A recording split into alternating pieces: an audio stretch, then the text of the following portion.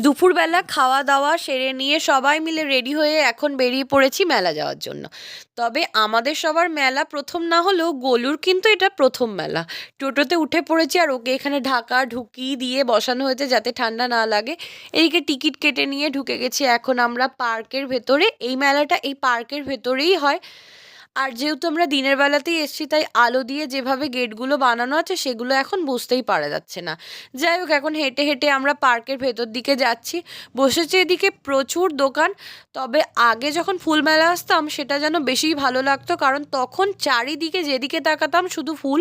তবে এখন যেন ফুলের সংখ্যাটা একটু কমই লাগলো। এদিকে বুনি দোকানে ঢুকে ঢুকে কয়েকটা জিনিস দেখছিল। তারপর গোলু আর টুপু টয় ট্রেনে চেপেছিল। প্রথমে তো ভেবেছিলাম গোলু ভীষণ ভয় পাবে, কিন্তু ফাইনালিও একটুও ভয় পায়নি, খুব আনন্দ করেছিল।